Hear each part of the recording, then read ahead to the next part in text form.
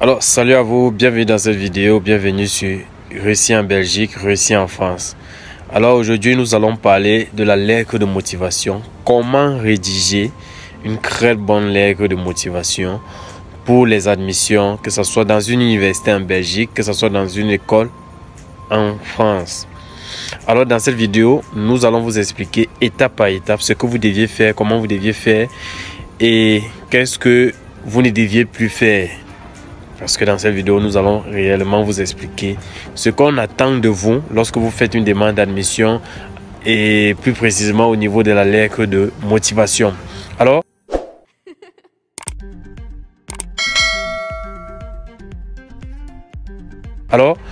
si tu es nouveau sur cette chaîne, je t'invite à t'abonner, à activer la cloche de notification pour ne rater aucune de nos vidéos et surtout de partager ce contenu autour de toi pour sensibiliser plusieurs personnes qui sont à la recherche de la bonne information. Et laisse-nous un like, ça va permettre à l'algorithme de nous référencer et de pouvoir proposer le contenu à plusieurs personnes qui sont à la recherche de la même information que toi. Alors, qui suis-je? Je suis Lionel Tchenyebe, l'un des promoteurs de l'agence de voyage InnoTravel, dont Réussir en Belgique et Réussir en France font partie de cette agence de voyage. Aujourd'hui, nous accompagnons des étudiants africains à pouvoir réaliser leur rêve d'aller soit continuer les études en France, soit en Belgique, soit en Russie et ainsi au Canada. Alors, dans cette vidéo, nous allons expliquer terre à terre comment constituer, comment rédiger une bonne lettre de motivation. Parce que nous avons constaté que il y a des personnes qui ne connaissent même pas la valeur de la lettre de motivation, qui ne connaissent même pas pourquoi ils écrivent une lettre de motivation. Et aussi, ils ne connaissent même pas quels sont les éléments essentiels d'une lettre de motivation. Je veux rappeler aussi que la lettre de motivation est censée être vous, mais sous forme muette. Ça veut dire, lorsque vous soumettez une demande d'admission, vous n'êtes pas présent peut-être pour donner vos motivations ou pour expliquer le pourquoi vous avez choisi telle filière, telle filière. Non, c'est votre lettre de motivation qui doit parler à votre place. C'est votre lettre de motivation qui doit s'exprimer, séduire la personne qui est en face de vous. Donc, il faut bien comprendre que... Et c'est quoi d'abord une lettre de motivation? La lettre de motivation, c'est cette lettre par laquelle vous deviez donner vos motivations. Pourquoi vous voulez étudier dans cette école? Pourquoi vous choisissez cette filière? Et quelles sont vos perspectives professionnelles? Donc, à travers cette lettre-là, on doit savoir quel est votre état actuel. Pourquoi vous choisissez? Quelles sont vos motivations? Qu'est-ce qui vous amène en France ou en Belgique à continuer vos études? C'est une lettre qui doit séduire le jury. J'ai dit séduire le jury. Parce que vous avez l'habitude de faire des lettres pour flatter, pour donner les avantages de la France, les avantages de la Belgique. Non, non, non, non. Vous n'êtes pas là dans cette lettre pour draguer la personne qui est en face de vous. Non. Vous êtes là pour séduire. Séduire, ça a amené la personne qui lit le premier texte, le premier paragraphe, à continuer à lire parce que vous avez énoncé des éléments qui sont captivants. Donc faites très attention, il y a séduire, il y a draguer et il y a flatter. C'est pas séduire est différent de tout ceci. Vous n'êtes pas là pour séduire, vous n'êtes pas là pour flatter, vous n'êtes pas là pour donner les avantages d'un pays. Parce que vous avez tout l'habitude. Je veux partir en France parce que votre université est réputée mondialement, machin. Non, ils savent déjà que par rapport à vous les Africains, ils ont des universités très bien réputées. Ils ont des universités qui ont de très bonnes formations. Ils ont des universités qui sont très en avance par rapport à nous. Donc, plus besoin de les rappeler ça. Ils n'ont pas besoin de ça dans votre lettre de motivation. Excusez-moi si je vais être long avant d'entamer le sujet. Mais ça, c'est pour vous faire comprendre réellement ce qu'on attend de vous. Et pourquoi à partir de cet instant, vous deviez éviter de dire un certain nombre de choses. Et la lettre de motivation vise à pour but de séduire, mais aussi de se démarquer de la masse. En fonction de nos écrits, on doit se démarquer de la masse parce que c'est ça l'objectif de la lettre de motivation. Plusieurs personnes peuvent faire une lettre de motivation, mais c'est ceux-là qui vont se démarquer de la masse un peu par leur approche, par leur façon de faire passer le message qui va captiver celui qui est en train de créer votre dossier. Donc ça vise réellement à se démarquer de la masse et avoir plus de points, peut-être avoir plus de temps de rétention pour permettre au correcteur ou au jury de vous donner réellement votre admission. Alors, déjà, j'aimerais dire ici que une bonne lettre de motivation est axée sur 5 points. Sur 5 points que je vais énumérer. Premier point, il y a l'objet. Ce que vous donnez à l'objet. Au niveau de l'objet, on doit réellement comprendre pourquoi vous écrivez cette lettre. Il y a la présentation. Il y a le projet d'étude. Il y a le projet professionnel en 4e point. Et en dernier point, il y a la diversité. Il y a la conclusion. Voilà les 5 points sur lesquels vous deviez axer et bien soigner votre lettre de motivation. Si vous souhaitez être parmi des personnes qui séduisent le jury et lui convainquent de lui donner cette admission-là. Alors, on va prendre directement l'objet. Faites très attention lorsque vous écrivez une lettre de motivation, que ce soit lettre de motivation pour les demandes d'admission, que ce soit lettre même pour une demande de travail, une demande de sponsoring. Il faut savoir que on peut ne même pas lire tout ce que vous avez écrit en dessous. Mais au niveau de l'objet, on peut réellement comprendre si c'est une personne qui sait pourquoi il écrit même cette lettre-là. Donc faites très attention. Parce que nous avons déjà eu à voir des étudiants, ou même sur Google, lorsque vous faites des recherches, il y a des exemples de lettres de motivation. On vous dit objet, on dit lettre de motivation. Mais ça n'a pas de sens. Ça n'a pas de sens. Si tu écris objet, lettre de motivation, je suis le jury, je ne lis même pas la suite, je m'en fous de tout ce que tu as mis à l'intérieur là, ce n'est même plus important. On sait que c'est une lettre de motivation, mais l'objet, pourquoi tu nous écris? Pourquoi tu nous écris? Donc par exemple, je vais simuler, pendant cette vidéo, je vais simuler un exemple de lettre de motivation. Ça ne veut pas dire que c'est du copier-coller, ça ne veut pas dire que c'est ça qui passe partout, non. Vous deviez adapter en fonction de vous et pouvoir proposer plus bien que ça. Donc, objet, par exemple, je peux dire en objet, demande d'admission en licence 1, physique, à l'université de Mons ou à l'université. Donc, c'est ça, ça peut être un exemple. Ou candidature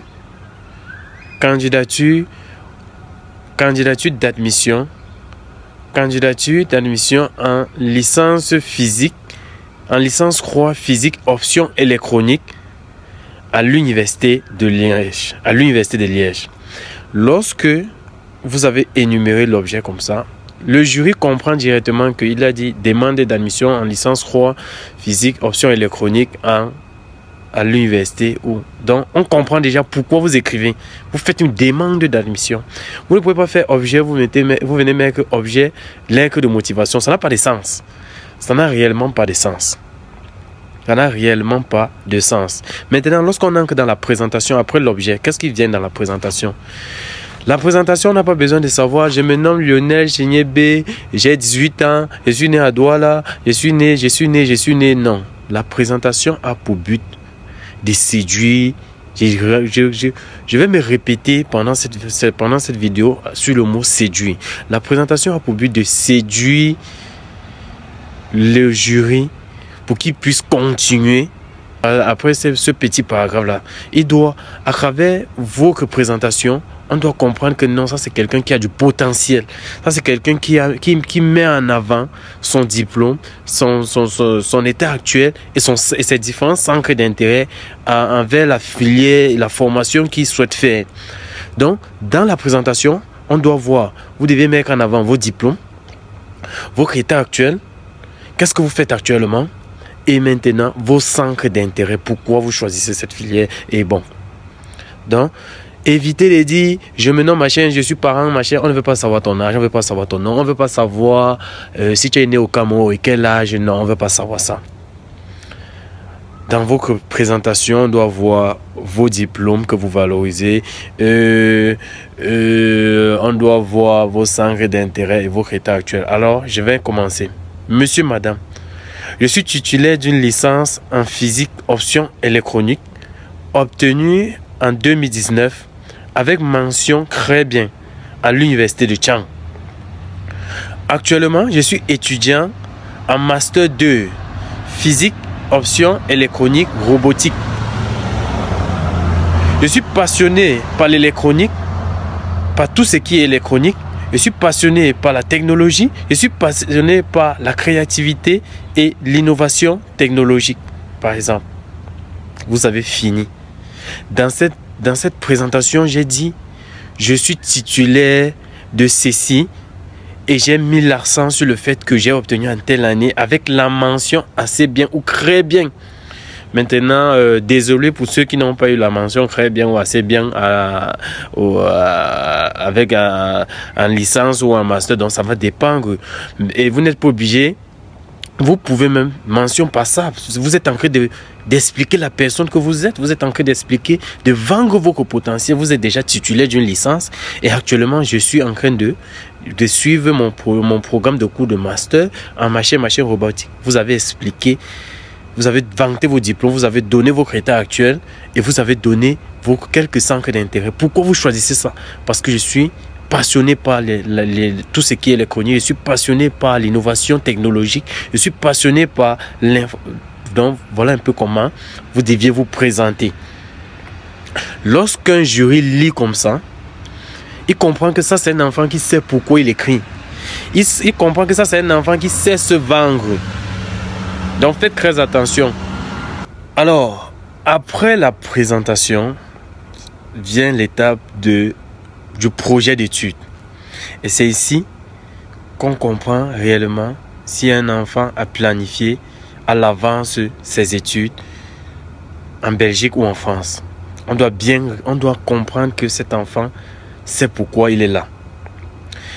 Et éviter les projets d'études où mon projet d'études c'est de venir étudier en énergie, en physique énergétique. Mon projet d'études c'est de venir étudier la comptabilité. On sait que vous avez choisi la filière comptabilité. On sait que vous allez arriver pour faire les études en comptabilité. Mais maintenant, quel est le projet d'études? Le projet d'études, ça vise à se projeter dans le futur et expliquer le déroulement, les différentes étapes qu'on va suivre pendant nos études de comptabilité. Ce n'est pas seulement de dire je suis passionné ou du moins mon projet d'études c'est d'étudier la physique, c'est d'étudier la médecine. Non. On doit voir dans votre projet d'études que vous avez anticipé. Vous êtes en train de vous projeter dans le futur et vous expliquer le déroulement, les différentes étapes que vous allez prendre pendant votre période d'études. Donc, c'est un peu ça. Et il y a une très grande formule qui permet de présenter un projet d'études facilement. Vous allez utiliser cette formule-ci. D'abord, ensuite, après et enfin. Quand vous utilisez ça, c'est facile. Lorsqu'un jury lit ceci, il est facile pour lui de comprendre votre projet d'études en une phrase. D'abord, je souhaite intégrer votre université en licence 1 physique. Ensuite, je compte me spécialiser au niveau 3 en physique électronique. Après l'obtention de ma licence, je compte ou j'aimerais intégrer le cycle master, faire master en physique option électronique robotique, afin de devenir ingénieur en robotique, en physique robotique, en physique électronique, en physique nucléaire, afin de devenir expert en outils et comptabilité, afin de devenir... Donc vous voyez que en une phrase, j'ai expliqué avec plusieurs étapes. Je souhaite d'abord intégrer votre établissement. D'abord, ça vise à expliquer que votre demande, c'est pour intégrer. Je souhaite d'abord intégrer votre établissement au niveau 1, au niveau 2, au niveau 3. Ensuite, au niveau 3, je souhaite me spécialiser en machin. Après l'obtention de ma licence en physique électronique, je compte intégrer le cycle master. J'aimerais intégrer le cycle master en machin, afin de devenir ceci. Donc là, je viens en quelque sorte de donner brièvement et d'expliquer le déroulement de mes années d'études en France, en Belgique, peu importe où vous êtes. peu importe le pays où vous souhaitez faire votre demande d'études. Donc, lorsque vous expliquez comme ça, on comprend que pendant ces études, ce n'est pas mon projet d'études, c'est d'étudier l'électronique, machin. On sait que pendant ces études d'électronique, pendant le temps qu'il aura fait ici, la première année, il veut intégrer à tel niveau. Après, au niveau 3, il veut intégrer machin, machin. C'est par exemple, c'est un peu comme on disait, c'est un peu comme on peut dire, pour un enfant qui vient d'avoir son baccalauréat, quel est ton projet d'études?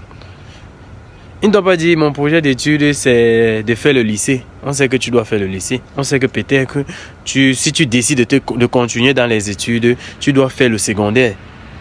Tu ne dois pas dire mon projet d'études c'est de faire le secondaire. On sait qu'après le CEP, soit tu fais le secondaire, soit peut-être que tu vas aller au marché ou du moins tu vas te lancer dans les affaires. Donc tant pis. Mais si tu veux continuer dans les études, on sait qu'après le secondaire, on sait qu'après le primaire, par exemple, je parlais du CEP, si tu as le CEP, ou si après le secondaire, tu dois intégrer le supérieur, par exemple. Donc, mon projet d'études, c'est d'intégrer peut-être le lycée bilingue de Bobongo, c'est d'intégrer peut-être le collège, machin, en 6e. Ensuite, après l'obtention de mon BPC, je compte me spécialiser en série scientifique où je vais intégrer la seconde lycée. Après la réussite de mon seconde C, je compte viser intégrer premier C ou premier D pour l'obtention de mon probatoire et baccalauréat qui va me donner enfin le titre de bachelier. Voilà un peu comment on structure un projet d'études. On comprend que après l'intégration, après 3 ans, après 4 ans, il va avoir son BPC. Après le BPC, il veut intégrer une série scientifique, il veut intégrer la seconde C. Après la première année seconde, il veut intégrer première C pour faire probatoire et terminal. Donc, à la fin de son cursus de 7 ans, il serait gradé d'un titre de bachelier en physique, en bachelier en série scientifique. Donc, c'est un peu ça. Mais maintenant, après le projet d'études vient le projet professionnel. Et je peux vous rassurer que avec cette même formule, d'abord, ensuite, après et enfin, vous pouvez expliquer brièvement aussi votre projet professionnel. Alors, lorsqu'on parle du projet professionnel, j'ai dit, vous pouvez utiliser la même formule, d'abord, ensuite, après et enfin. Vous pouvez dire ceci. Après l'obtention de mon titre, après l'obtention de mon master 2 ou après l'obtention de mon titre d'ingénieur en physique électronique, en physique machin, je compte d'abord me lancer dans un stage professionnel pour une durée peut-être d'1 an ou une durée de 6 mois. Ensuite, je compte travailler pour une entreprise étant comme technicien ou ingénieur machin pendant une durée de 3 ans. Après cela, avec l'expérience que j'aurais acquise et un peu de rémunération que je m'aurais fait, je compte retourner dans mon pays afin de lancer ma propre structure en audit et comptabilité, ma propre structure qui va faire des prestations en électronique ou dans la création des appareils électroniques, dans la résolution des problèmes ou des machines électroniques. Donc voilà un peu comment vous pouvez dire. D'abord, je vais faire un stage. Ensuite, je compte travailler pour 3 ans pour mieux après mes 3 ans, avec l'expérience que j'aurai acquise, je compte retourner dans mon pays afin de mettre sur pied une structure qui aurait pour objectif de résoudre tel problème. Ça, c'est le projet professionnel que vous avez donné en quelques lignes. Après cela, directement après cela, vous entamez avec la conclusion. Dans l'attente d'une suite favorable, je reste machin. Dans la conclusion, pas besoin de rappeler. La conclusion, c'est ainsi de suite. Ça, c'est ce qu'on met dans diversité. Et tout ceci doit être sur un seul format, sur un seul papier. Maintenant, si vous voulez, lorsque vous avez déjà mis ces éléments essentiels, vous voulez vanter l'établissement, vous voulez vanter, mais ils n'ont pas trop besoin de ça. On n'a pas trop besoin de savoir que vous venez rappeler qu'ils ont les instituts supérieurs reconnus à l'échelle internationale, ils délivrent les diplômes très réputés, machin. Mais on n'a plus besoin de ça. Il faut savoir que le jury ne veut pas des répétitions. Le jury veut que tu sois précis et concis et que tu sois séduisant, que ton talent lui séduise à l'instant T et que tu te démarques de la masse. Évitez la répétition, évitez le plagiat, évitez tout ce qui est facile, évitez tout ce qui on vous donne là, évitez ça.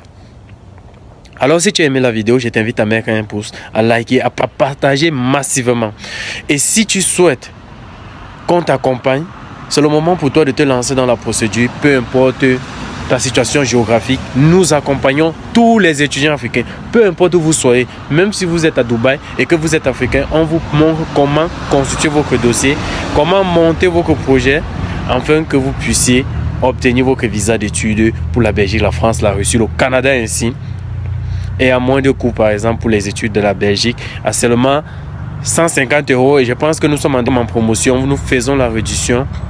Nous sommes à 50 000, je pense 100 €. Alors, à 100 €, vous pouvez obtenir votre programme. Actuellement, nous sommes en promotion de Noël. Et si nous avons décidé de faire cette vidéo, c'est parce que nous savons que la lettre de motivation est très capitale dans la phase d'admission. Vous allez remplir le formulaire, mais il faut savoir, la lettre de motivation, c'est ça là qui va vous vanter, c'est ça là qui va réellement présenter ce pourquoi vous êtes là, pourquoi vous faites une étude, pourquoi vous voulez étudier, pourquoi vous choisissez cet état, pourquoi. Donc c'est très capital, voilà pourquoi nous avons décidé aujourd'hui de faire une vidéo pour parler et faire une simulation. Maintenant, à vous de voir, seulement à travers cette vidéo, vous avez un peu vu l'allure et le travail qu'on abat chaque jour avec nos étudiants. Alors, si tu souhaites aussi faire partie de ceux-là que nous accompagnons, et de ceux-là que nous mobilisons, nous prenons assez de notre temps pour accompagner dans nos groupes, dans nos forums, avec les promoteurs, avec les administrateurs, les promoteurs. Alors, il te reste à faire une seule chose, c'est de nous contacter, de souscrire à ton programme de formation vidéo et de bénéficier de ton accompagnement pendant 7 mois, 8 à 7 mois, jusqu'à l'obtention de ton visa d'études. Alors, merci, à très bientôt pour la prochaine vidéo.